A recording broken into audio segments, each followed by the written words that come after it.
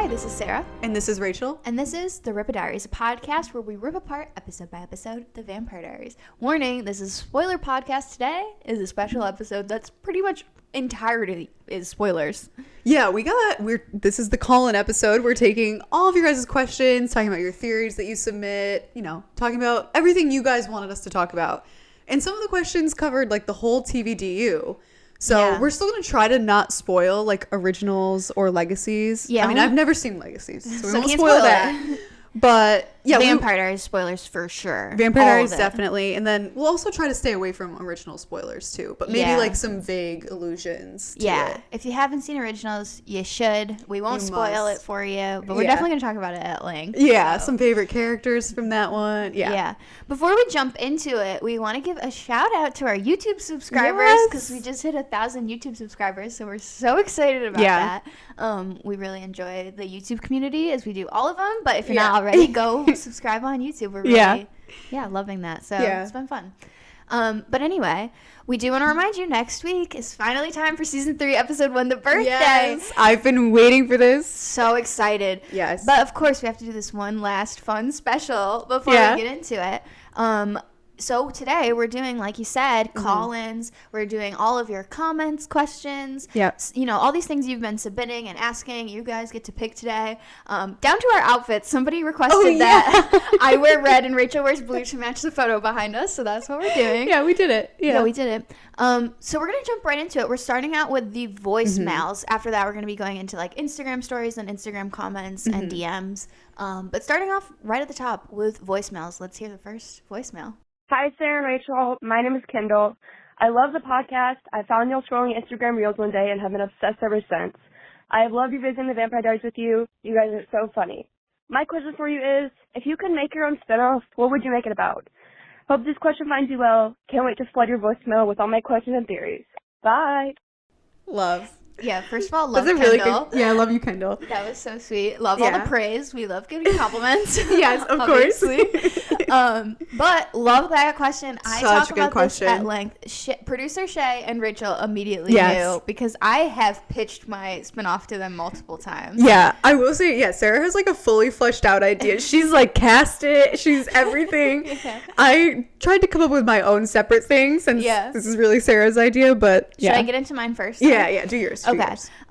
Basically, and it's a simple premise. Basically, I think that they should do a prequel to the Vampire Diaries that focuses on Sheila Bennett as like a young woman, as a teenager, because of course we get allusions in the first season to the fact that like in the 60s she was this like protester, like cool girl who like Stefan talks about seeing her like leading like I don't even know what it is. Anti-war protest. Yeah, anti-war protest. And she was obviously a witch, she seems like such a, we love Grams. Grams is like the coolest. Yeah. And I think getting to see her as like a young woman would be like the best. Like so fun. Yeah. It makes me kind of sad that they like kind of went the easy route of just following like having everyone have kids and just like following along with like legacies. I like things about legacies obviously, so like not hating on that, but I think it would have been interesting to take a risk and to go back.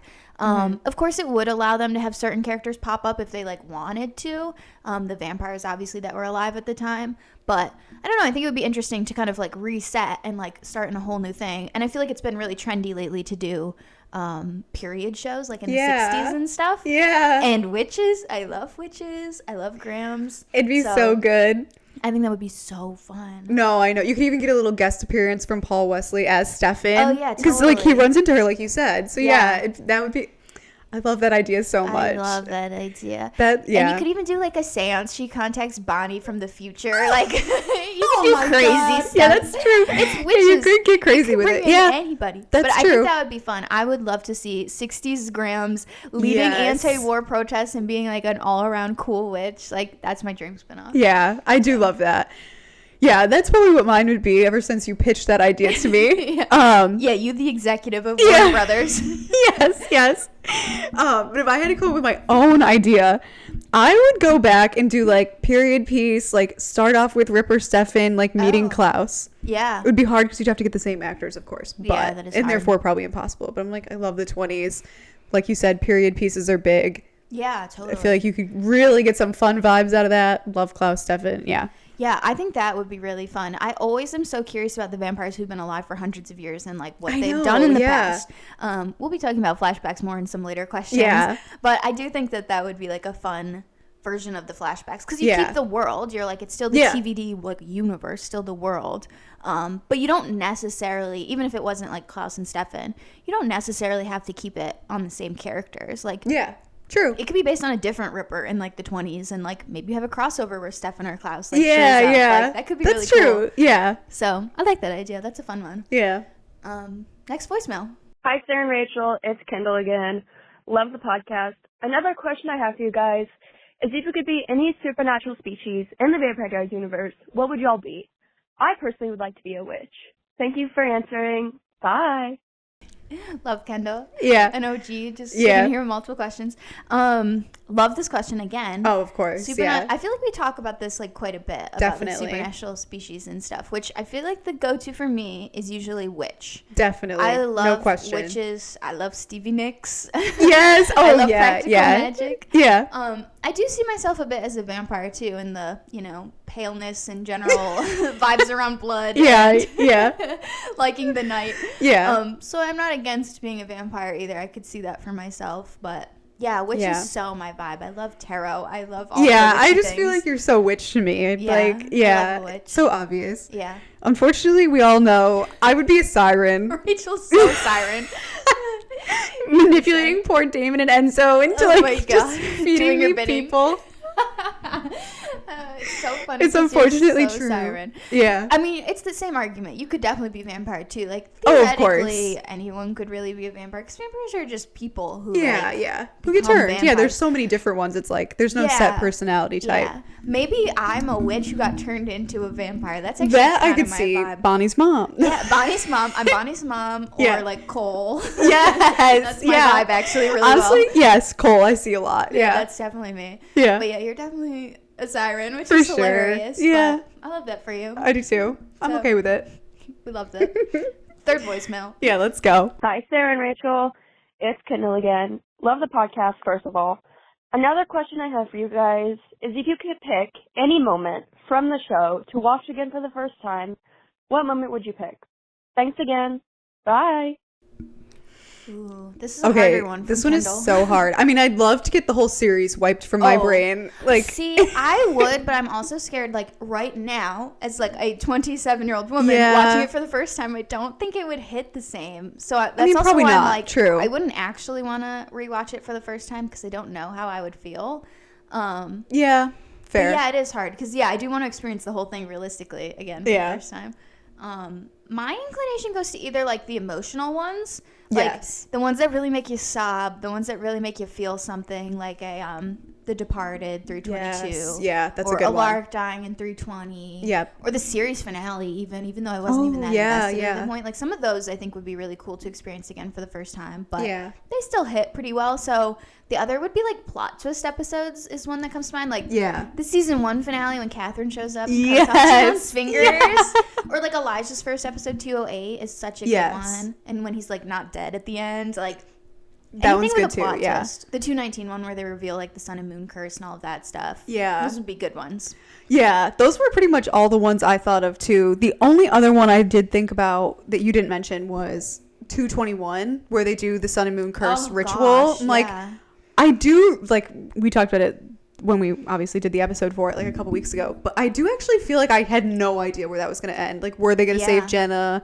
Was Elena going to die? Was she going to become a vampire? All that stuff. Yeah. Like, I think that would be a good one. All of season 2, really. Like, those big plot twists, like you said. Yeah, because there's so many things in motion in, like, that season and in that episode, specifically the ritual, like, that, you don't know where things are going, and experiencing them for the first time is, like Homecoming's another good one we've got coming up. Oh, yeah. There's just, you don't know. You don't have a single clue what's going on. To experience that for the first time would be really exciting. Yeah, so, definitely.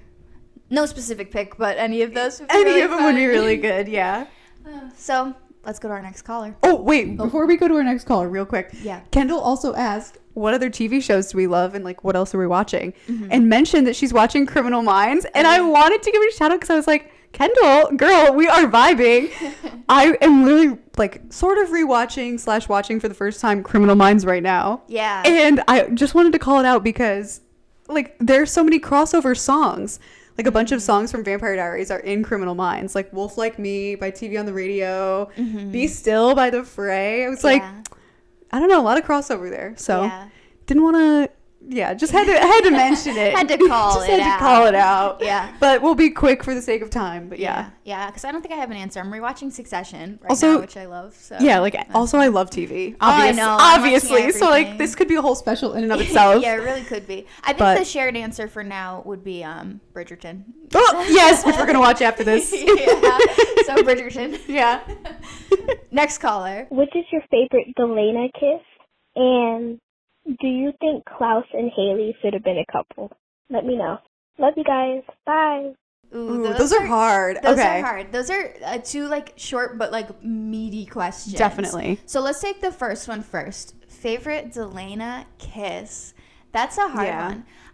So one comes to mind very quickly and clearly for me as my favorite kiss. But I will say I think that there's 5 that like we have to mention. There's 5 that are the big 5 kisses. Yeah. That are like of anybody's first or like favorite kiss, they're probably in this list. Yeah. That would be 222, which is when Damon's dying. The first kiss. That's literally the first kiss. Elena kisses him, the goodbye deathbed kiss, classic. Yeah.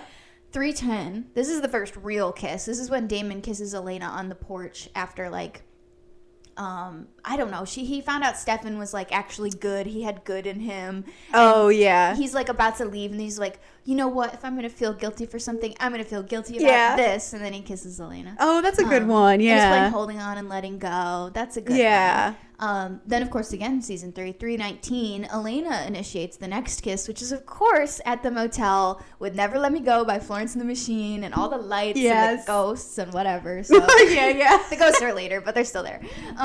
So that's of course an iconic one. The next I would say is in season 4 when they finally are like recognizing their feelings. She's broken up with Stefan. She's ready to be with Damon, and of course it's right after Mystic Falls. That's always a tongue twister for me. When they're dancing to Ed Sheeran's Kiss Me. And then they kiss in front of the fire. But it's also like cut in with the realization that Elena's tired, so I kind of hate that. But I'm like, that's such an iconic kiss. But it is iconic. And then the other one, which this was the one that came to my mind immediately as my favorite Delena kiss, is 607. Damon is trying to help Elena remember everything about their relationship.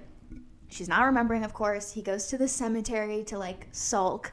And he looks up at the sky and remembers when they got to kiss in the rain. Oh. And it's playing Another Love by Tom Odell, which I love that song. I love that album. I love that moment. It's such, like, a good payoff for Delena fans, I think. The Kiss in the Rain. That one feels the most romantic and memorable to me. But I love all of those. So I think those are all of their best kisses. Yeah, those are definitely, like, the top 5. Mine is definitely the Never Let Me Go motel scene. Yeah. Like, that scene, like, the hand touch while they're laying in bed. Oh, the hand touch is all so of it, like, the build up to it. Like, Damon kisses her. Like, they have a couple kisses before, but it's like, that's the one that Elena initiates. Like, that is the one like to me. Yeah, like, for, like, a romantic reason. Not the deathbed kiss. Yeah, not a deathbed. Yeah, I guess she did initiate that one. But, but that one to me, it's just so iconic. Like, we watched that scene, like, out of context, like, a couple weeks ago. We do that sometimes.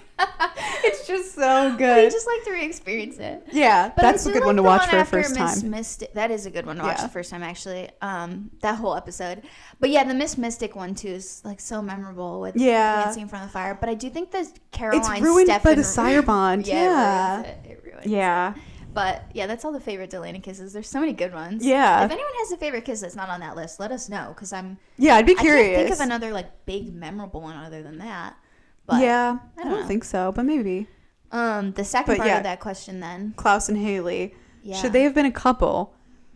I'd be curious to know if this caller has seen the originals or not. Because I feel like that could potentially change your mind, depending on what the caller is thinking. I'm not sure. But if we're going to avoid original spoilers as much as possible, based on just TVD alone, I could potentially see it. But I feel like they give Klaus and Hayley stories that are so good on their own in originals that I feel like no. Yeah, I was going to say I don't personally ship them as a romantic relationship at all. I think they're a very, very good, like, friendship. Agreed. Yeah. And I think that they're very good. Obviously, we see in Vampire Diaries they get pregnant with Hope. Yep. And I think they're very good, like, a parent. Like, I think they're very good, like, like a duo in that way. I think they work well together. But I think, like, romantically, they would blow up. I don't think they're well suited for each other. No. At all. I think, like, they'd kill each other, literally. Yeah, for sure. They almost nearly kill each other all the time just being co-parents. So, like, I don't know. I don't think they would actually work out as a couple, but I love them as, like, a pair. I do. Yeah, they do have a good, like, dynamic, which as, like, co-parents and a platonic friendship. Yeah. And, like, king and queen. I love them. Yeah, true. They are truly king and queen. Yeah. So I do love them as a pair, but I think there's something nice about having some relationships that are meant to be platonic, you know? Yeah, Even I agree. If you start that way, but still. True. I appreciate that about them. Yeah. No, I agree. Yeah. Next question. Call. Hey girls, love the podcast. So I got a couple of things that I wanted to say, and the first one was that, and I put this theory out there a couple of times on some Instas, and it's been rejected. But I think that Sheriff Forbes and Damon would have been a great couple. I think they have great chemistry, and that would have been a really interesting thing to explore. You know, a bit of an age gap, but not really. And it would have just been interesting seeing him with somebody like a little bit older, and like I think they had a good relationship, friendship. You know, could have been somewhere, could have gone somewhere. So that's that. What do you think about that? Okay, pause, because this is a longer voicemail. So we're gonna do the first question first, then we'll do the back half of that. Love this question. I love this. I love that you sound Australian also. I don't know if you are or if you're New Zealand. I don't know the accents, but love that. What a question. It's kind of similar to the last one for me, like Klaus and Hayley. Is like, I see Damon and Liz as friends, as really good friends. Same. I mean, give them a hookup. Give them one. Give them a bone. Give them a hookup. Come on. We gave Klaus and Hayley one. Give Damon and Liz one. Yeah, Damon hooked up with Matt's mom. Why not Caroline's? I don't know. That's true. Yeah, I love their friendship. Yeah. Like, so much. I think that they're really great as, like, partners. Yes, I know. Yeah. I don't want to see a romantic relationship. But you know whose mom I actually would like to kind of see it with? Oh, no. Don't. Carol. I'm sorry. Say that. I'm sorry, but come on. Carol Lockwood and Damon have way more of, like, a flirty vibe. Like, they do. That is true. How did they not hook up? Yeah. Come on. Also, I will say there's something I like about Sheriff Forbes, I mean, I know she was married to Bill and all that stuff, but there's something that I really like about her being like, she's girl bossing around, like she's a go-getter, she doesn't need no man, like that sort of thing. I'm like, I feel like that really works for Liz, and I love like the dynamic with Damon. But yeah, I'm like, something about Carol and Damon. I'm like, I could see it. After her husband dies, she's lonely. She's got that big house to herself. She needs someone to help her move on. Yeah, that could be Damon. So I could get behind Carol and Damon. That is a subplot for like an episode. Would have been nice. That would have been so good. Yeah. But yeah, Damon and Liz. I like the sanctity of friendship. That's fair. I could go with one hookup, but I agree. They're better as friends, I think. So sorry to deny you the support on that, but I like it. It made me laugh. Yeah, it did make me laugh.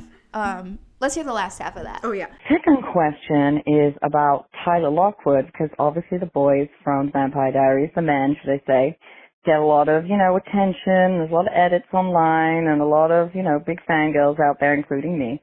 But I noticed that Tyler Lockwood never gets as much love. Like, he has no edits, like, nobody's talking about him, he barely comes up on videos, and I think that he is, like, the most handsome one. Like, I think he's more handsome than Damon, because, Damon's hot and everything, but he kind of peaked in episode 1. Anyway, Tyler Lockwood, total hottie, and a great character, really good character arc. So, anyway, that's what I have to say. So, yeah, have a great day. We are cracking up over this question. This is so funny to me. Okay, first of all, you for this. Yeah, I love this. This is so honest. I'm like, yeah, but also wild to be like, Tyler's hotter than Damon. And I think I have a good explanation. First of all, I kind of agree. I was thinking about this earlier, like just looking at like a photo of Tyler's face. I'm like, yes, Tyler Lockwood, hot. Okay, absolutely. Yes. Well, so here's the thing. But yeah, Michael Trevino, hot. Absolutely. That's the problem. It's not It's not his looks. See, this is what I was going to say. Yeah. No, go ahead. I was going to say, it's not his looks, it's the character. That's the problem. Absolutely. Also, the way they dress his character. I mean, cargo shorts. We were talking about we talked about this in all sorts of episodes at Tyler's, and it's like he wears the cargo shorts past the knees, like the weird V-neck striped t-shirt, which works for like a 17-year-old boy at that age. Yeah. Like in the 2000s, 2010s. It works. It makes sense.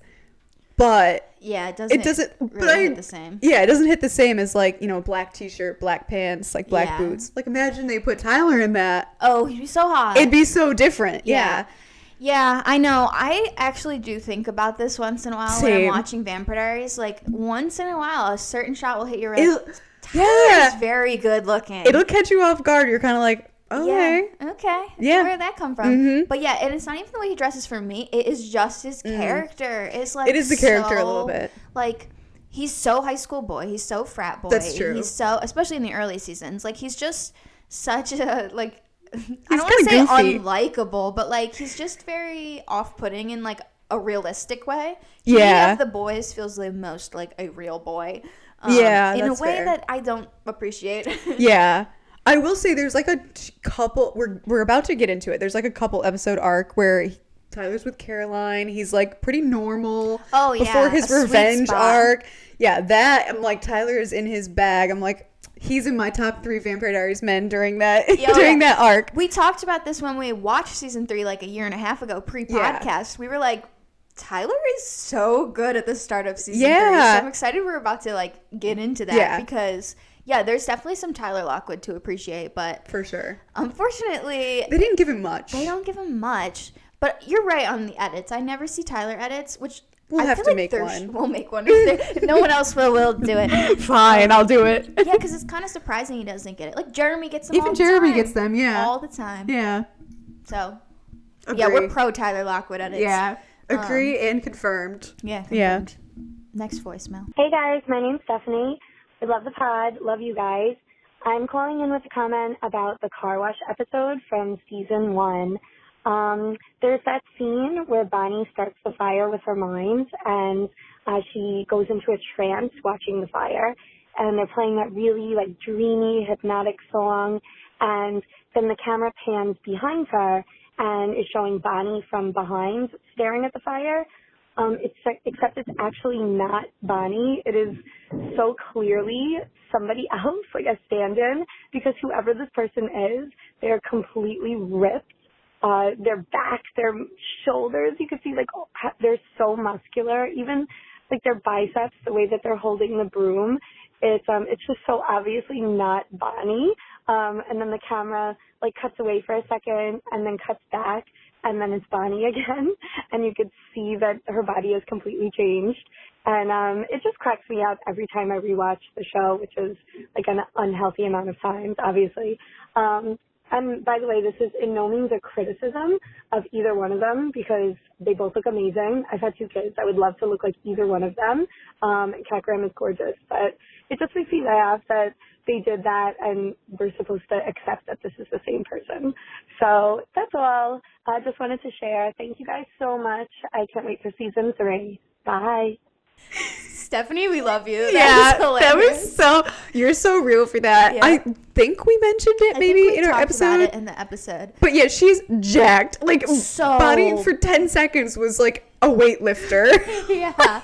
Which I will say, I did some digging because I was like, this has to be a stunt double. Like, it has to be a stunt double. Yeah, it has to be. I don't think it's a stand-in because you do stand-ins when you're doing the back of an actor sometimes because they're not on set. But I was like, it must be because of the fire element that it's a stunt double. And then also, they're so ripped. It's obviously got to be like someone who professionally, works out. And so I did check, and I remembered they released like a behind the scenes clip of filming this like bit, and you do see like the stunt double like go in, and then Kat leaves, and then Kat goes in, and like it's funny. So I'll post that in like the description on YouTube or something. You can watch that if you're interested. But it is funny. It was a stunt double, and it has to be some sort of like SAG rule or something about like a fire going off and having to put like a stunt double in the place of an actor. Like they probably have to be a certain feet from an active fire or something. That Bonnie at the very start of that, because the trail of fire is like right at her feet. Yeah, she couldn't have been at. But they shouldn't have let the actor flex like that. I know. She was flexing. Because I watched the clip where she's holding it and then she moves. And as soon as she, like, drops the thing a little bit, you know, it looks It's a little bit more normal. Yeah, it looks more like Bonnie. You don't see the flexing of the muscles. So I was like, why did they let her stand like that? Yeah. Why would you not be like, just hold the broom to the side? Like, let's just stage it a little differently so it's less obvious. I know. It's just so funny. I know. It's just really not even close. Like, No. it's kind of a silly scene to need a stunt double for, but yeah, I'm has sure to be, it's like, like some illegal. rule. Yeah. Yeah. But yeah, and then it's only made more ridiculous. She's so muscular. Funny. They definitely were just like skin tone the same, hair the same, rough, Done. same height. Yeah. Then it'll work. Call it a day. Yeah. Ignore the fact this woman does not pull off being a 17-year-old like at all.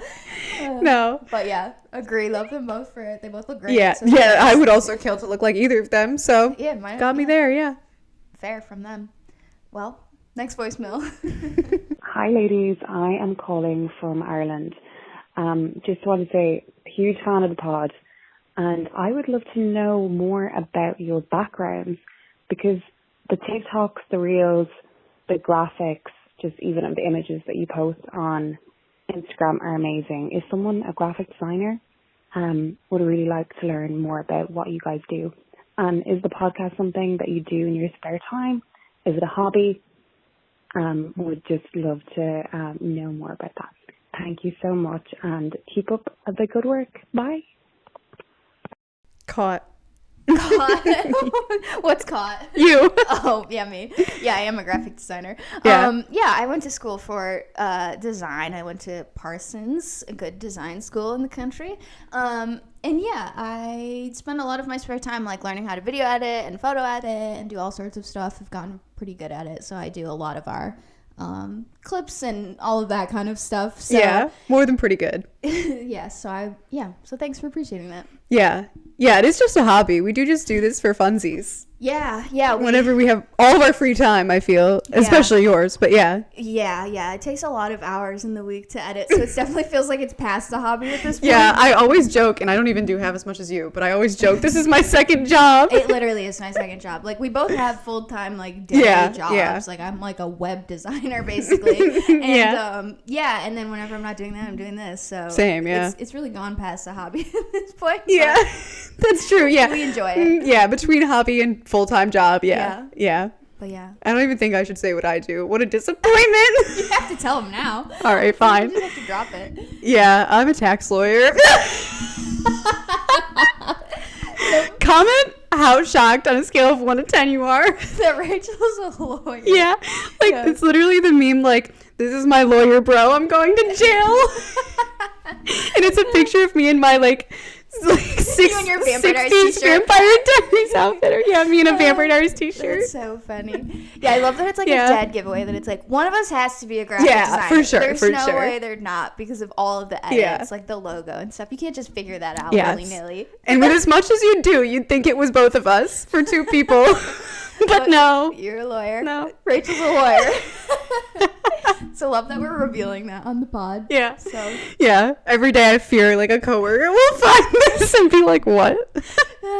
Mine would not care. That's the risk Actually, I take. most of mine know. So yeah. Oh, I would literally never tell them. But so anyway, thank you for asking that. Love that you're from Ireland. We love Ireland. Yes. I've been saying we need an Ireland meetup, mostly because I want to go to Ireland. Yeah. But So if it's just you, we're okay with we'll that. do it. Yeah. But anyway, thanks for that question. Yeah. Next question. Yeah. Hey, girl bosses. I love the podcast. This is Paige speaking. And I guess my question is, like, obviously the Vampire Diaries has such great music, but so does Twilight. So I'm honestly very curious if you guys think that Vampire Diaries or Twilight has a better soundtrack. Love the pod. Have a good day. Bye. I love this question. Yeah, you know I love this question. Yeah, I love this question because I know Sarah loves this question. I have to admit, I'm not the biggest Twilight fan. Like, I like them, and it's been too long since I've watched them. I should rewatch them, especially because you and producer Shay love them. And it comes up all the time. It comes up all the time, of course. Yeah. And I like the songs that I know, like the big ones, like Supermassive Black Hole, like Clear to Lune. Anyone? Oh, yeah. But yeah. So I have to go Vampire Diaries soundtrack, but I just don't know enough. Yeah. So this is for you. That's fair. Yeah, this is hard. I honestly don't know which I would choose because I listen to both Vampire Diaries soundtrack and like Twilight soundtrack all the time. Yeah. So this is really hard to decide. I think like I thought long and hard about this last night of who I was going to choose. And I do think I'm going Twilight soundtrack, actually. Really? Yeah. I mean, here's the Interesting. thing. Twilight has, what, like 20 or so songs per movie, 5 movies. Call it like 100 songs. Vampire Diaries must have like 1,000 between every true. episode.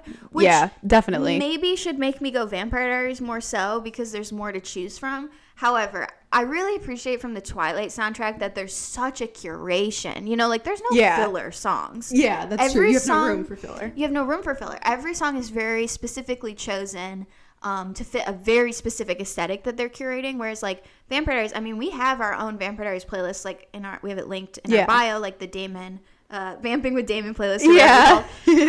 And obviously all the other playlists from the episodes, because you do kind of have to cherry pick out the ones you want, especially for a certain mood. Like the playlist we have is like the rock songs from Vampire Diaries. It's not like the sad ones. And then of course there's lots of like sad Vampire Diaries playlists. But like Twilight is very well curated. You don't need to skip anything because it is a very specifically curated playlist. But like if you put a Vampire Diaries playlist on shuffle, like you might get like You're definitely, a 308 song. Like, you're really rolling the dice. Yeah, you might get like Makes Me Feel Like by Cobra Starship. Like you don't know what you're gonna get. And you can go from Skinny Love to like Feel So Close, which are both two of the best songs in Vampire Diaries. But very different vibes. Very different vibes. So as much as I love all the Vampire Diaries songs, and I do think it's hard to compare, Twilight's so perfectly curated that I just want to pick Twilight. What's your favorite Twilight song? Oh, Rosalind by Bon Iver. Oh, okay, that song. I think that's do like love that my song. actual favorite. Like that, I say this in Vampire Diaries all the time. I do think Rosalind is genuinely like one of my top favorite songs, like in life. Not even from Twilight or from a show or anything. Like in life, I love that song. I love Bon Iver.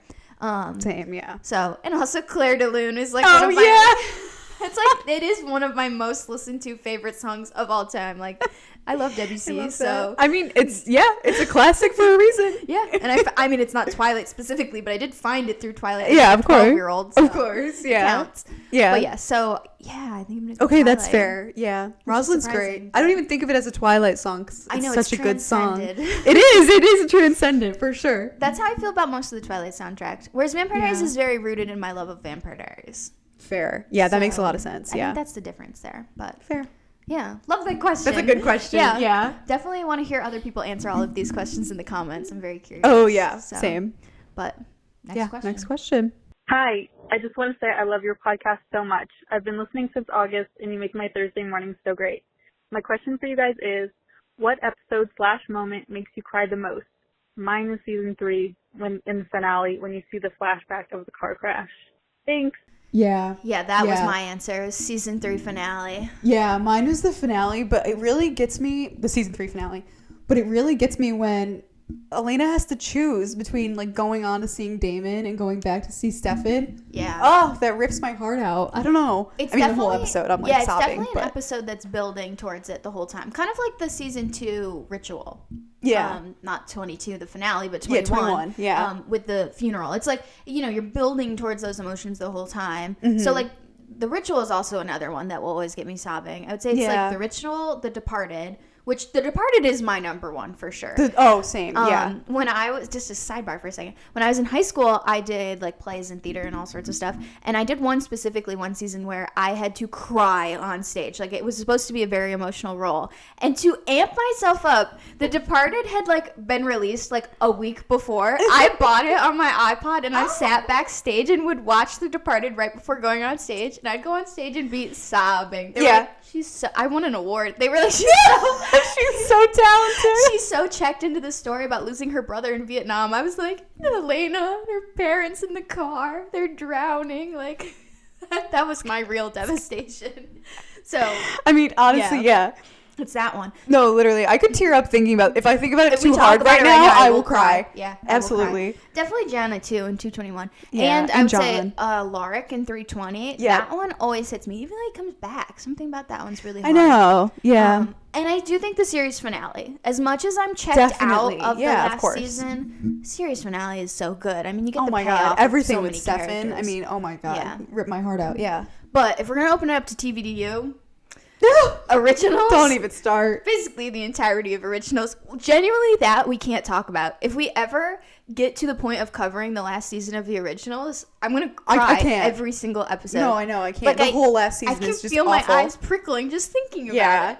So we won't discuss originals, but Yeah, the whole last season of originals is also up there if you've seen. yeah, that's a killer. Yeah, I think. It's clearly The Departed. Yeah, it's got to be The Departed. Yeah. Just the visuals of like Elena's parents dying. Not only Elena dying with Matt, but then the parents. Yeah, that's true. Yeah, the Like, it's- flashback, like, yeah. Yeah, so it's definitely The Departed. but- Yeah. Also, then when Damon has to fight Alar. Oh. Oh my god, everything. Yeah. Everything about that We have episode. to move on. We have to move I'll on. start crying next. Too emotional. Next. Too emotional. Oh, wait, next. Yeah. Those are all the No. voicemails. Yeah, that was all of our voicemails. Yeah. Thank you to those who submitted. We really appreciate it. Yeah. We want to keep the voicemail alive, so Yes. look forward in season 3 ways we're going to incorporate that. Keep an eye Definitely. out on our socials. We'll post about it. So Yeah, but for now, we can move into the written submissions. Totally fair. I would have written in questions. In fact, I did write one in, actually. yeah, Rachel did write one I in. wrote So one in. I know. It's feeling silly goofy. yeah. So anyway, these are the ones that people wrote into our Instagram stories. So we'll do this category. I feel like I shouldn't even attempt. Attempt I names. can't Throw attempt it to these me. I'll names. say. I'm Okay. gonna say Katie Rose. I feel like is how we're saying it. Katie Casey Okay. or something like that. Yeah, You know Katie who you Rose. are. Yeah. Okay. She asked, if the Vampire Diaries had a different ending, what would you want it to be? It's a hard one. This is such a hard question, but I think the biggest thing, and like I feel like a pretty obvious one, is that I would probably just have figured out how to end the show with season 6. Agree. When Nina was leaving. Like, have her become human again. Love that. Maybe figure out a way to get Damon human again. Or Stefan. I don't know. Whoever you want her to end up with. Even still, like, Yeah. either one I could live with, but just end the show there, I think. I 100% agree. That was my thought as well. It's like, I don't know that there's a specific ending I would choose over the one we got, but it should have been sooner. It should have Like, been sooner, for sure. 7 and 8 just drag out too much without Elena being there. It doesn't Yeah. make much sense. It should have ended with the season 6 finale with Elena leaving, which obviously the way it went down, I don't want it to end there. I don't want to end with like Alaric's wife being killed, and like obviously it would be a terrible place to end it, so they'd have to significantly rewrite season 6. Yeah. But it should have ended with Elena leaving. And I agree. I like the ending of human. The guy she ends up with being human. It had to have been Damon because they couldn't have retconned to Stefan. for sure. Yeah. That would have been too hard to get it turned around to Stefan again. But yeah, and also you would have ended with Kai as the main villain, which That's a strong ending. that's a strong ending. I feel like if they'd ended at 6, I would have very different opinions about Vampire Diaries as a whole. For sure. And just in terms of it being a lot stronger. So Yeah. that would I think be same. that would be my ending. Yeah. The next question from Degrassi Hybrid 23. Oh my god, I love this. I love that for you. They asked, what is our favorite movie or TV show that features a TVDU actor? Which I is a really love fun one. this question. At first, I was like, I don't know who I would pick. Because, you initially think like Nina, Ian, Paul, Kat, Candace, which some of them are in some stuff. But I was like, I don't know if I have like a favorite, because Vampire Diaries would be the favorite. But I feel like once you start thinking of other actors, you're like, oh, actually, so many of them have been in like really good stuff. Yeah. I'm going to rattle a few off. Like, we've got some classics. Like Matt Davis Alaric is in Legally Blonde. That was one of mine. That's the best one, obviously. I mean, I just outed myself as a lawyer. I love Legally Blonde so much. And I also love Alaric. Like, I mean, I love to hate Alaric's character in Legally Blonde. Yeah, Warner. Yeah, Warner. Yeah, hate him. Yeah, hate him, but he's great in it. Yeah. Ariel Cabell, who plays Lexi, is in, I feel like, some really good, like, teen stuff. Like, I loved Aquamarine as a child. Oh my god, me too. She was, like, the mean, like, bully in it, I think. she was a not nice girl. Yeah. But I liked it. She's, Also, of course, in John Tucker Must Die. John Tucker Must Die was, like, one of my favorite movies as God, a, it like, was so teen good. girl. Oh, I was scared to watch it because I think I only saw the clip of, like, whoever of the two girls, like, kiss in the truck. And I was like, this is inappropriate. I can't watch this.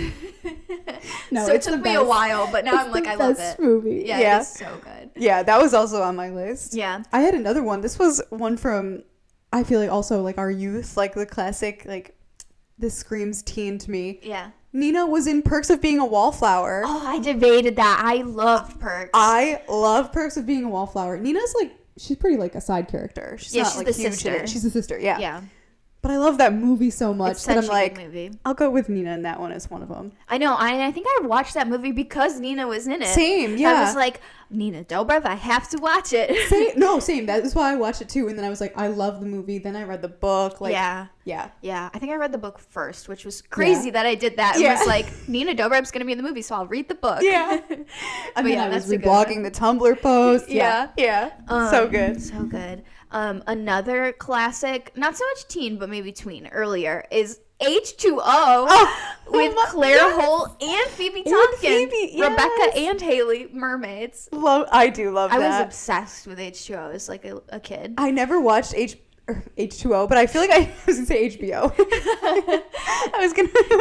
I was literally like during the pandemic thinking of watching H2O. Oh my God, because I was like, I love these girlies. I've rewatched it like as an adult, more so as like a comfort thing. Like it's not like it doesn't hit the same obviously as an adult, but like it's still good. And so I knew them as H2O, as like mermaids when they showed up in Vampire Diaries. Like that was what I knew them from. Yeah. So that's kind of like a reverse, but yeah. Also Phoebe Tonkin, just like she's only in it for 2 seconds. She's in Babylon for like 2 seconds. Her character is so weird. It's a very weird scene. So don't love that. But I do really like that movie, so I love that Phoebe makes a little appearance in it. I had no idea. Yeah. Okay, this isn't like a favorite, but one I realized this summer. I was just like randomly watching this movie, just because, and I realized this person's in it. Daniel Gillies is in Spider-Man 2. Yes! I thought about mentioning that because I think about it all the time. Like the Tobey Maguire series. Yeah, he's the fiance that she leaves for Tobey Maguire. Literally, my Letterboxd review was like, being a human spider, I can believe. Everything else in that movie, I can believe, except not she would married. choose anyone else over Daniel Gillies. Yeah, crazy. There's no way. Yeah. So I had to shout out that one. Yeah, that one's crazy. That blew my mind when I saw it this summer. So funny. That was a good one. One that I feel like is really hard to forget. Well, actually, two that are hard to forget is of course Tori DeVito's in Pretty Little Liars. That's classic. Yeah. I obviously saw her in Pretty Little Liars first, and then she came over to Vampire Diaries. So I always associated her more with that. Yeah. Same with Melinda Clarke, who plays Matt's mom, was in The OC. That's like a classic show, which I saw Vampire Diaries first and then The OC. But you know, she's in both big shows, teen shows, so it's easy to remember. Yeah.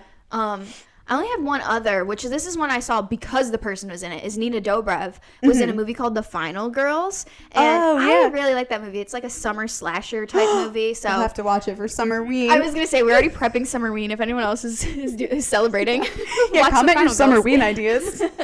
So yeah, that one's, I think of the projects I've seen of hers after Vampire Diaries, I think it's one of the better ones. So that's a good one. Yeah. Yeah, I liked that one. Yeah, I had one other shout out that I was going to give. This is opening up to the whole like TVDU. I got to say, Thomas Doherty.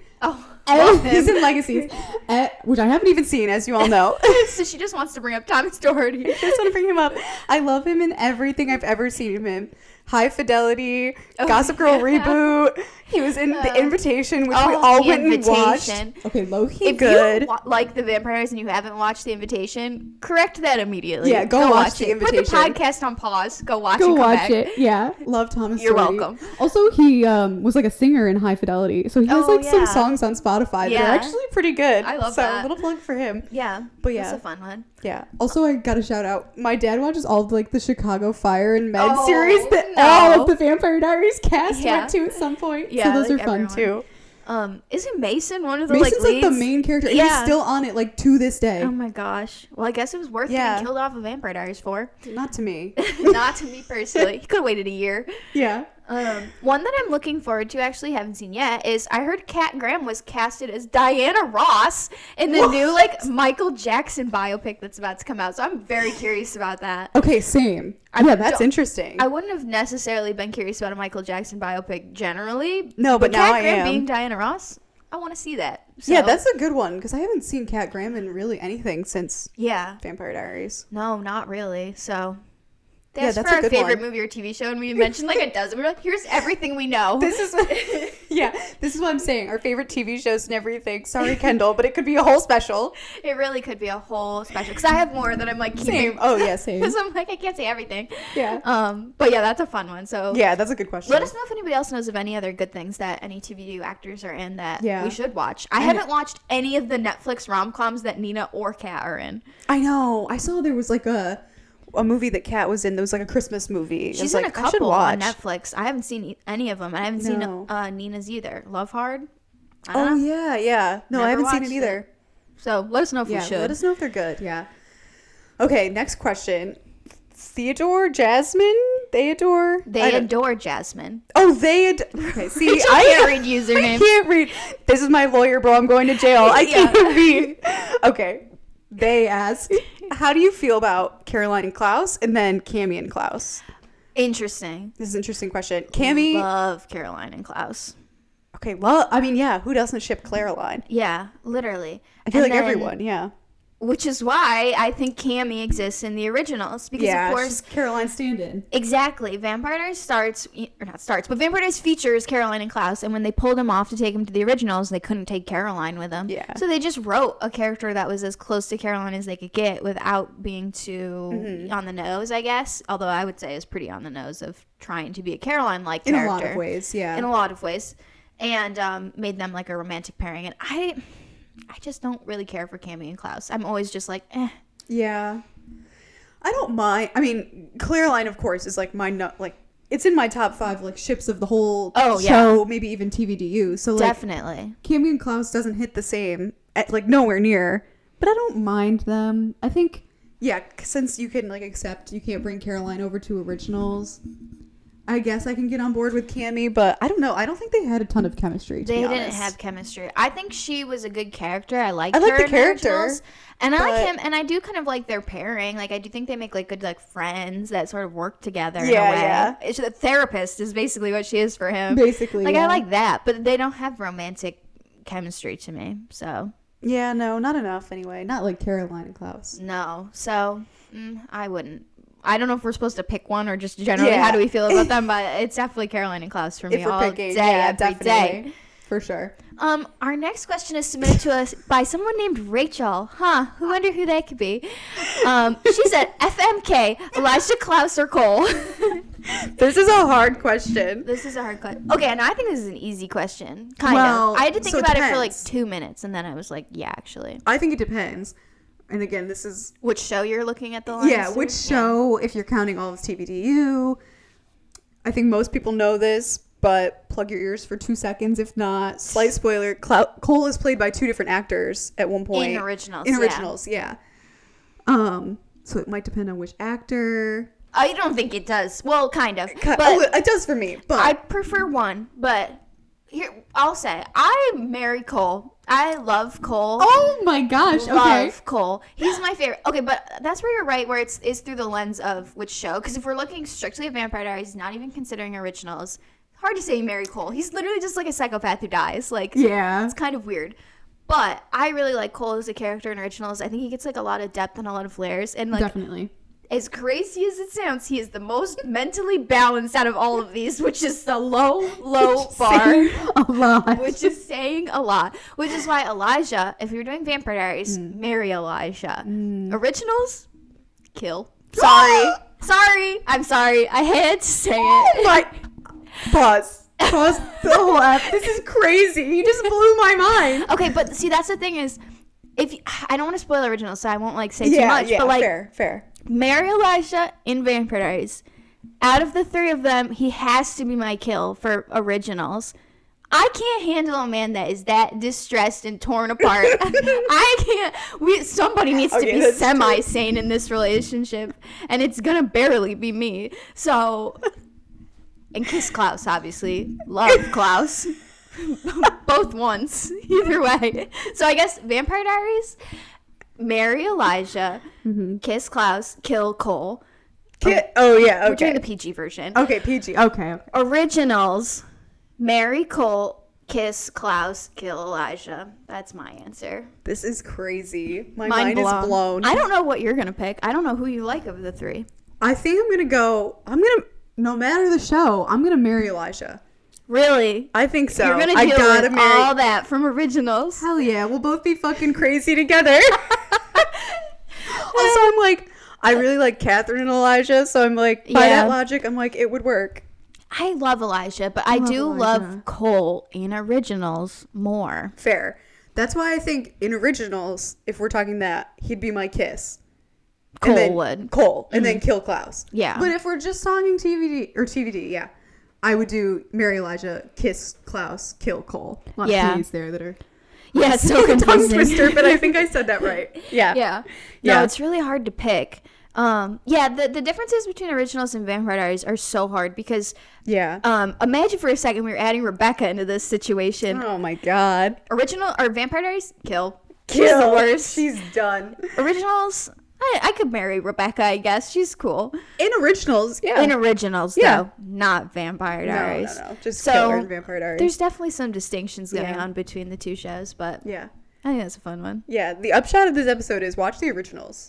Yeah, that's what the whole point of this episode is. Basically. So anyway, that's the answer for our fan Rachel. Yeah, fan of the pod. Our next question comes from Shaden Mohammed, I think is right. When you say I think it was right, I feel like that just undercuts. I feel like you just have to attempt. I just have to go for it. Okay. Well, apologies to anyone I mispronounced. Discuss how Damon and Rick's friendship deteriorated at the end, please. So interesting. This is so interesting. I never really thought about this before, and I was thinking about it before this episode. I don't really know if there is like a moment that kind of causes them to... No. Yeah. I think you could argue Alaric's wedding when Kai kills his bride.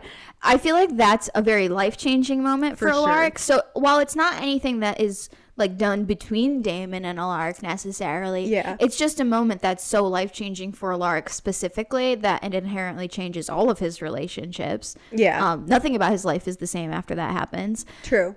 I think even he and Elena drift apart a lot by the end there. Which she's not in it, I guess, after that anyway. But still, you know what I mean? It's like... No, he drifts from everyone, it feels like. He does. He becomes very separate. He has the armory. He has the twins. Caroline's the only one really connected to him anymore. Yeah, that's true. I don't know. It's interesting that they chose to do that, though. Yeah, it's kind of unfortunate because I really like their friendship. But I do also think when he dies in season 3 and becomes the vampire and then dies, that really changes their relationship too. Well, yeah, because then he's gone up until he's brought back to life. Yeah, and then at that point, Damon is gone. Yeah, so it's like they don't even interact for like basically till the wedding. Yeah, basically till the wedding, which is bad vibes all around. Yeah, but also even when Damon comes back, I'm like, probably doesn't feel good that Alaric helped your girlfriend erase all the memories. Like, it's never something that's explicitly said, but and then soon after that, Alaric leaves to go away with the twins. Like, they're often, where do they move? Like Texas or something? They move somewhere random. Yeah, wherever Caroline is the broadcast like news anchor. There's all the time jumps. So he's gone. They're both gone at different times, and then they're just not around each other for like years on end. It's kind of suggested in Legacies that they're friends, and I'd like to believe that they're still friends, but Ian's not in Legacies, so we're not going to see their friendship anymore. So I like that question. I think it's really interesting, and I think it's something we should pay attention to as we're like rewatching. Definitely. Yeah, because it'll kind of in a way start in this season. Yeah. So this is when they're strong, season 3. Yeah. I do think it's after he dies that things are just going to change. After he comes, Dark Alaric. That changes everything. True, really. Moving on, we've got a couple questions from Maddie Martell. Her first was, I wanted more flashbacks in the show. What are your thoughts about them? Do you agree with me? I love flashbacks, so I definitely agree. Yeah, I think that's a really good question. I think, especially on a first watch, like the first time I was watching this, I was like, give me more 20 Stefan. I just said I would do the whole, that's what your whole spinoff my whole spinoff would be 20 Stefan. So I'm like, I do think... Yes, there was a lot of good room for even more flashbacks. It's hard because you need a lot of present day, but... Yeah, and it's hard because they're supposed to give kind of context to the present day, so if they're not, like, roped in as much. The thing I will say is, again, watch Originals. Lots of flashbacks. Originals has a lot of flashbacks, and it makes sense because it's 1,000 years of these people being alive. Like, they have tons of stuff to flashback on that informs the present plot, whereas Vampire Diaries is limited in that, like, who are you going to flashback to? Stefan and Damon over 140 years? Like... we know where they are almost every decade. Yeah. There's very few. We don't see them in like the 30s and Yeah. the 90s. No, even then we see the 80s, I Yeah. guess. So yeah, we could have gotten a little bit more, but ultimately there wasn't a ton more to give. Yeah. So I think they did a good amount, but I would appreciate more always. Yeah, definitely. Maddie also asks, says, I think the show should have started with Elena's accident. What are your thoughts? Which I'm taking this as when Elena and her parents die. Yeah. That's a really interesting question. First of all, I think it'd be good for making Stefan less of a weird stalker. Why does he follow her around for like months? He should have started school right after her parents crashed, is what you're imagining. Well, I guess it depends on how you do it. Like, do you keep the accident like in that spot in its timeline? Yeah. And you somehow start the show over the summer, or do you move the accident closer to the school year? Yeah. See, that's where I'm like, I don't think it should have started at the accident, because imagining that the timeline stays the same, I think like you have to start with the inciting incident of Stefan and Elena like meeting each other. I think so too. Yeah. Although it's interesting, I feel like a lot of people like to claim Stefan is the lead because they're like, it starts when he comes to town. No, it doesn't. It starts when he goes to school and meets Elena. True. He says he was in town for months because of when the accident happened. Yeah. So I don't know. I think it's hard to like say how you'd move it, because I think you'd have to rewrite stuff if it was closer to the accident. And I think it'd be too hard to bring the accident closer to school, because I feel like then there's so much grief. That's what Elena I was would gonna have say. to be in such a drastically different spot, I think. I think it's way better to start a few months after the grief, because I mean, come on, it's like a 17-year-old girl. Like, that is so crushing. Yeah. 16. She would have been 16 when her parents died, I think. So, like, yeah, I don't know. I wouldn't have personally liked it starting, like, too close, just because also, like, what happens in between there? Well, that's why I think you'd need to move it, like, closer to the school year or something to make it work. Yeah, there's no way to just keep it how it is and just, like, add time in. Yeah. I guess we see Stefan watching her. Yeah. We could have had a slower reveal that she's Catherine's doppelganger, but I don't know. I like the way that they did it. Yeah, I think the other option is just making it, like, the first scene of the show and then doing a time jump or something. That's interesting. But I love the season 3, parallels of showing it. I think the flashbacks are smart to that. Like your last question, the flashbacks, I think using that as flashbacks was like an interesting background. So I don't know, I personally like how they did it, but I think it works. Point. But yeah. Interesting question. Now Sage asked, thoughts on a Stefan Catherine love story playing out in modern day? You already know this is like one of my favorite ships. I love this ship, especially modern day, Stefan and Catherine. I wish they'd done more. And honestly, I do think they would have done more if it wasn't so burdensome on Nina. Like, how can you make both, like, both Elena and Catherine have a love story with Stefan, and then you do Elena and Damon? It's like, we saw at end of season 2, she was exhausted. She's already doing too much. How can you then also write in like a whole love story with Stefan? Yeah, having her play the 2 primary female leads is insane. And then with 2 like love stories, yeah, it's too much. I don't know. I mean, I agree. I definitely would like to have seen a love story between them. I think they had really interesting chemistry. I don't know. It is hard to imagine realistically how it could have played out, because I don't think they would have ever really gotten the time and space to like become something, Stefan and Catherine. Yeah, exactly. I also think that too. Like, it's just not feasible for Nina, and then also not sure exactly how you write it into the show. I think season 3 would have been a good time to potentially do it, but I think it would have been, they would have needed something like a prison world situation. Like, they would need somewhere to be separate and to just have time. True. That's the only way I think you could really make it work for them. I don't see a way in which they're all together and knowing that Stefan and Catherine are together. Yeah. Because the way it does sort of happen in season 5, like, I don't know. It gets stopped because everyone's so, like, anti them being together. So, I don't know. It's interesting. I would have liked to see more of it, but if you have any good fanfics, let us know. Send them my way. Yeah, we'd love to read. Yeah, for sure. Yeah. Okay, next question. This is Kira54. What are your favorite songs for the entire show? Such a good one. Okay, I feel like we have to force ourselves to pick like a couple, or maybe pick one, and then we just rattle off some other things that come to mind. I have one. Okay, go for it. Believer by Viva Voce. That's in 104. Okay, that's my favorite. Song. I do think. Okay, well, the other one would be Temptation by Moby. Oh That's my in 103. gosh. Yes. Okay. I think those are my two favorites. Interesting. I'm biased towards 1 and 2 right now because that's what we're watching. Because I'd also rattle off like Another Love by Tom Odell that's in season 6. Never Let Me Go by Florence and the Machine. I mean, Florence and the Machine is one of my favorite artists too, so it's hard to not pick like a Florence one. But I think those are like some of my favorites. Okay, I forced myself to pick 3, but now I'm like, I wasn't even thinking. Believer. I love Believer. I thought about Temptation, but for season 1 pick, I had to go with Bloodstream by Stateless. That's a good one. Love. Absolutely love. I picked one from 1, 2, and 3. Not intentionally, nice. but it worked that way.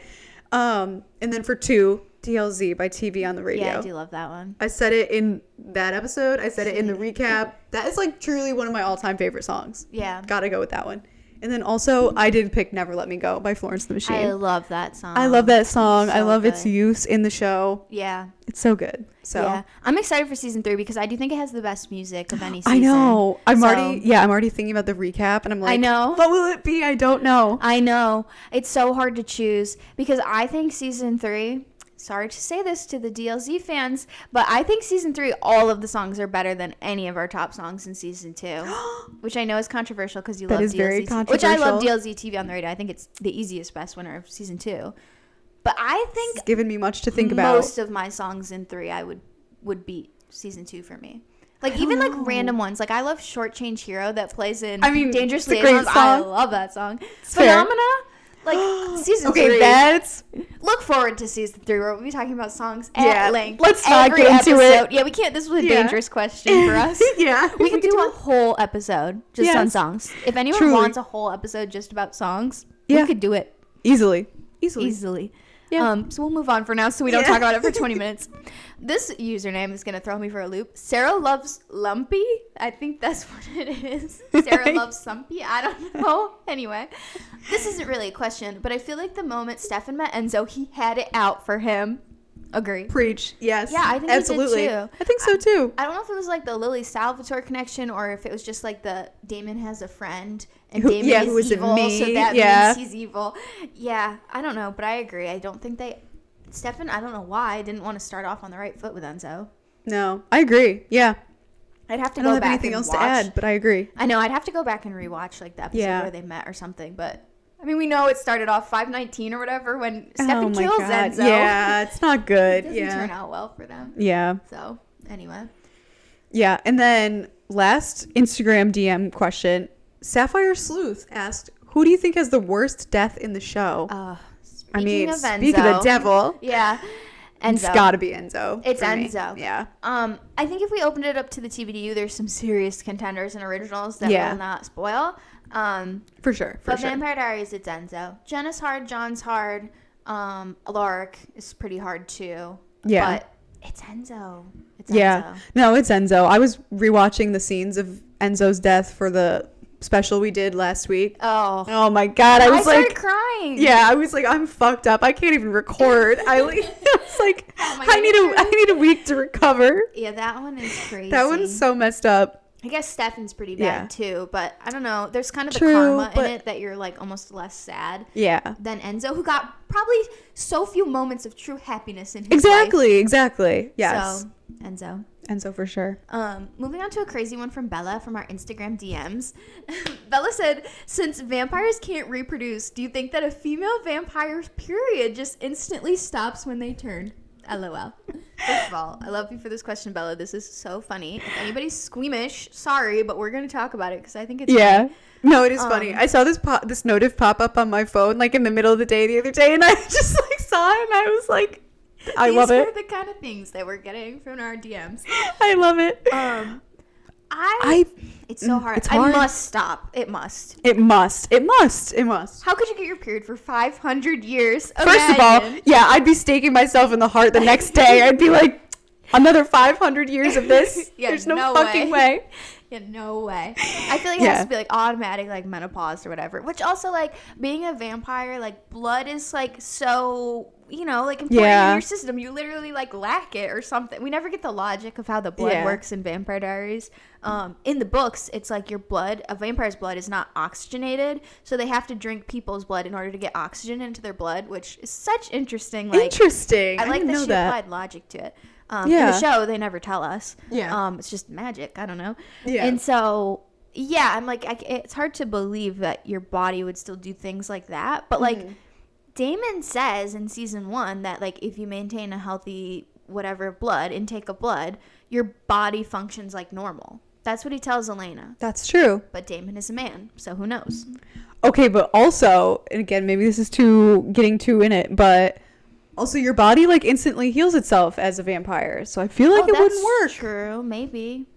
It's hard to say. I can't be sure. There's a million reasons it could work or could not. Yeah. But I feel like if you desiccate, it's definitely gone. Obviously, you've got nothing left in your body. You're stoned everywhere. Yeah. I don't know. I mean, the other thing, the obvious thing is you can't reproduce. So why would you have something that's inherently like a reproductive function? True. So true. I don't know. So I think it stops. Yeah, definitely. I have to hope for all of the female vampires that it stops because that sucks. Yeah, that would be. Yeah, that'd be the worst. Yeah, anyway, that's a good question. Yeah, thanks for that, Bella. Instagram comments. From Anna, she asked, if you could do a full interview with one character from TVDU, who would it be and why? This is an interesting one because I wonder if she means like character, like interview the character, or like an actor. Yeah.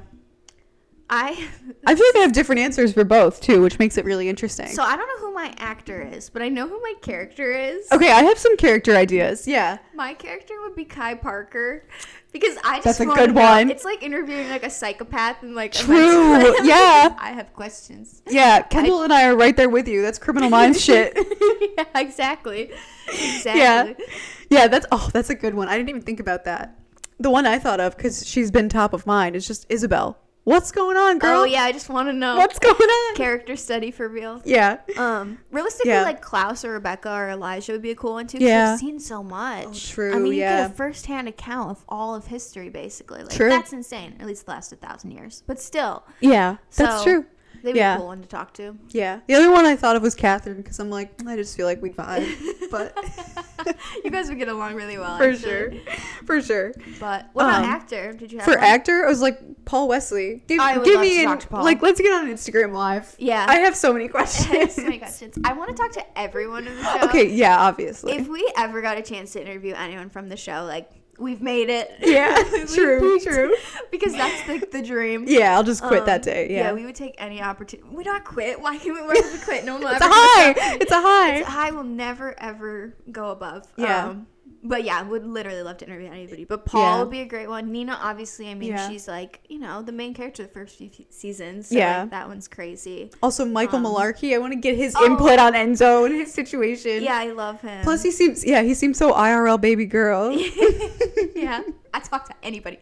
Anyone. Yeah, Joseph. Yeah. Oh my gosh. Yeah. Daniel. I would talk to anybody. Literally. Truly. Anyone. If anybody hears this, talk to us, please. Yeah. Yeah, fair. That's a good question. That is a good one. The next question, Amy Eve asked, have you guys watched Buffy? A lot of TVD was inspired by it, and I would love an episode comparing and contrasting the different worlds and characters. If not, maybe a reaction to it would be fun. It's a great question. Yeah, this is something we've already talked about, actually, so it's good to know that there might be interest. Yeah. I've seen random episodes of Buffy, but never like watching the full show. Mm-hmm. I've never watched a single episode of Buffy. I've seen really? Like clips on TikTok, and that's I see clips on TikTok too. Like I saw Pedro Pascal. That's all I saw. He's in it in one little clip. I have to watch.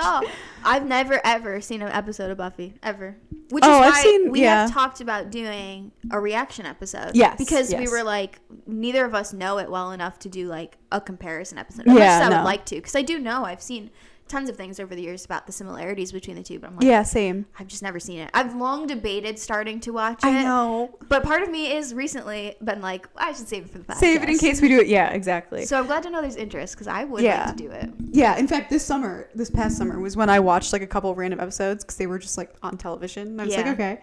And yeah, I thought the same. I was like, I could start this, but maybe I save it in case we do a reaction episode. Yeah. So maybe we will do that for a special or something. Yeah, that'd be fun. Yeah, it would be fun. So that's it for our Instagram comments. Now for our YouTube comments, we've got a regular li-la-la. We don't know if this is how we say it. They asked, who are the top 3 best witches, top 3 best vampires, and top 3 best werewolves hybrids in the TVDU? Couldn't have been a harder question. Yeah, I was gonna say, this is a thinker. I had to save the hardest for last, I guess. Yeah, honestly. We sat here debating. We were changing our list. I had a whole list right before we started filming that I completely rewrote when we did start filming. Yeah, that's the thing. I'm like, if you gave me like another week or something to think about it, probably have so completely different answers, especially for vampires. Oh, yeah. Vampires is the hardest because there's so many. Yeah. But we'll start in the order you gave. 3 best witches. All 3 of mine are originals. Same. Sorry to Bonnie Bennett, but Bonnie's like the only only witch in Vampire Diaries.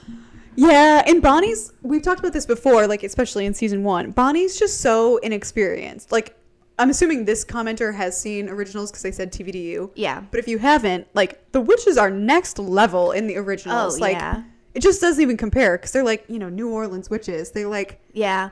I do like Bonnie. I had her on my list initially, actually, before we started talking. Because I was like, immediately Bonnie, obviously. But then I was like, oh, how do you rank her against some of the originals ones? Yeah. So the person that other than that came to my mind immediately that I was like, can't take off my list is Davina.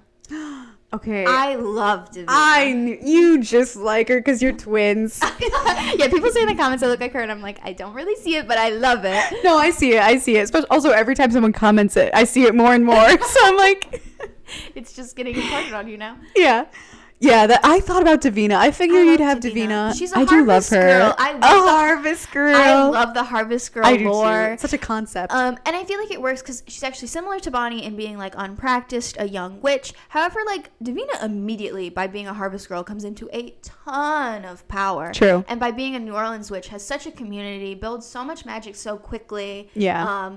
I don't know. I think she's very impressive, and I think she completes a lot of like really good magical feats. It's hard to say in comparison to Bonnie, because I do think Bonnie also is like really good, but I just love Davina personally, so she had to be like the first person I like kept on my list. Davina's a good one. I also did think about Bonnie, Grams, but just no one from TVD is even on that level. Yeah, they don't compare. Yeah, Davina's a good one. I had to go with my probably number 1 fave. Probably my next one. Yeah, number 1 fave of like every show is it's got to be Vincent. Yes, my love. I love him. One. Oh my god. Oh, he's so cool. For the audio listeners, I'm sorry you can't see this, but I'm doing like he does this move where he pinches his fingers. He like rubs his fingers together and he like rolls his thumb around on his fingers. It's so cool. It's so cool. He's so unique. Also, I love him. I love what he stands for. Like he's like I don't know. I just love him. I do think Vincent is the number 1 witch in all of the TVDU. Yeah, he's so powerful. Davina was the first one. Like I said, Bonnie and then Davina were the first ones that came to mind that I kept. But Vincent I didn't realize until after we kind of started talking about what we were going to do. And I was like, oh, I forgot. Vincent, he's so clearly the best one. Yes. No, he's the best. He, like, really changes the game, I think, for the witches in terms of bringing, like, again, cool mannerisms. The way he, like, intones and speaks. Yes. And, like, I don't know if that actor did, like, a lot of research to, like, oh my God, create he's incredible. His craft of the magic. Yeah. But, like, he's so good at it. He just feels so different when he does magic compared to others. And it's not even about, like, the magic that he pulls off or, like, the spells that he's doing. It's the way he's doing it. Yeah. He's so cool. I love Vincent. He's so cool. I love Vincent. Yeah, the best. He's the best witch. Yeah. Who's your other one? Okay, I have 3 more to mention. Oh, that's 4. No, Grams and Bonnie didn't count. They weren't in it. Okay. So all I have on my real list so far is Vincent. Yeah. Next one I'll say my one that I can just get out of the way. An honorable mention to Papa Tunde. To my originals watchers. We love Papa Tunde. I love Papa Tunde and his blade. Saying that name too. Papa Tunde. And his blade. That is, I mean, first of all, amazing lore, like to be real. Yeah, he is. But anyway, he didn't make the cut. But my next one is, I gotta give a shout out to my girl Freya. Okay, I really debated Freya. I love Freya. I know, I was trying to stick really hard to 3. I wasn't going to give a 4th, but Freya was the next one on the list. I love Freya, was like, yeah. how can you not? Freya is so cool. She probably is the most powerful witch. Honestly, yeah. Yeah, because she has a lot of power. Only to maybe Dahlia, but like, yeah, Freya, I mean, she's like 1,000-year-old witch. Yeah. So, yeah, Freya was a hard one to not put on my list. Yeah. So I'm glad you have her. Yeah. And then, of course, and I know you have this person, I got to go with Caleb. Yes. Yes. Yes. Yes. I love Caleb. He's my absolute favorite. He's so good. So that was my third one. I figured we'd have at least that overlap. I love Caleb too. I love him. Yeah. So that was my 3. Yeah, those are all my 3. Vincent, Freya, Caleb. Yeah. Again, sorry to Vampire Diaries. Sorry to Bonnie Bennett specifically. I know. I love you, Bonnie, but it doesn't compare. It just doesn't compare. I was thinking about this the other day. Bonnie loses her magic every other week. I mean, my God. She never has her magic, and when she has it, all she's doing is a locator spell. So, like, I know. Again, Fesmatos Incendia. It's not her fault. The writers just didn't do her justice. Yeah. Again, her only spells are Fesmatos. Yeah, like, exactly. The others are doing, like, literal, like, crazy, like, Latin spells. They're talking about, like, the logistics of having to switch them back and forth and say them in reverse and, like, all this crazy stuff. Like, originals, the witches are, like, just so much better. Yeah. So if you don't know what better. a chambre de chasse is, look it up, sister. Look it up, sister, and watch originals. Yes. But something with the game is maybe a little bit more lean towards Vampire Diaries. However, at least for me. Yeah, I'm like half and half technically. Is vampires. Yeah. The best vampires. Vampires is so hard. How do you pick? Vampires is the hardest. And again, this is the one that would definitely change like next week if you asked me. Oh, yeah. But yeah, everyone becomes a vampire at some point. But I mean, I have to go number one, not number one per se, but first person on my list, little shout out to my girl, Catherine. Obvious. Yeah, classic. Love her. My number one first shout out was Elijah. Okay. I love Elijah. Even though I just said I would kill him. Yeah, 2 minutes ago, literally Stefan TikTok audio. I'm on my way to kill Elijah. Yeah, I love Elijah. I'm on my way to kill Elijah. Yeah, that is me. Okay, I do still love him. It's just in comparison to his brothers, who would I rather marry? Not Elijah. Sorry to him. Fair. But he is my favorite vampire and probably all of the TVDU. Yeah. So, Elijah. I think it's still Catherine for me, so I'll go with Catherine. That's fair. Yeah. For a little, like, fun choice, again, and just thought I'd have fun with this one, I'm going to go with Slater. Why not? I debated Slater so hard. Yeah. I really thought about it. I love that. I love really Slater. Did. I love him. He's such a unique character. He really is. It's one episode and he packs a punch. He really does. I think about Slater all the time, honestly. Yeah, I really thought about it, but I was like, I can't in honest good faith pick Slater over someone else. I'll say my other fun one, even though my other person was higher on the list technically than this one, is Lexi. Lexi was my kind of fun choice. Oh, I had Lexi and then I got rid of her for this next person. Again, the vampires, how do you choose? There's so many of them, first of all, and then second of all, it's like they're like the main characters most of the time. But Lexi is a good fun one, you know, where it's like she gets a few episodes here or there, but she's always important to the story. She's always fun. I really like her. True. So I was like, Lexi was a good like side fun one. That's a good one. For my last one, I cheated because I want this person in a different category. I know what you did. For my last one, I did Kai. I don't know. I was cheating. Yeah. Cheater. I said this before. I'm like, heretic. Literally any vampire could go in this slot. Like literally any vampire could probably be in these top 3. Like Damon, Elijah, Stefan, Klaus. Like I love all of Klaus, I guess he's a hybrid. But that's the thing is, how do you choose like Damon and Stefan over Elijah and Klaus over, you know, like all those others? Yeah, it's really hard. I know. Like Rebecca was one I debated too. Oh, true. Yeah, I didn't even think about Rebecca. That's how I felt about my Lexi spot. Lexi was the one for me where I was like, I could kind of replace with anybody else. Yeah. The third vampire I've yet to mention was like also like a has to be this one is Marcel. I also thought about Marcel. I do love Marcel so much. I think he's like, I love Marcel. You know, this is gonna be a weird thing to say for a second, but I think Marcel is kind of. I think in originals he's like what they wanted to do with Matt in Vampire Diaries, but didn't achieve.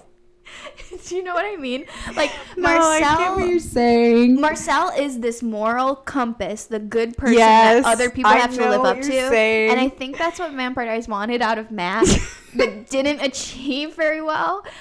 But originals, I think achieves that perfectly with Marcel. Of being this like very good person, like a very good moral compass who keeps other people in check. That is Marcel to me.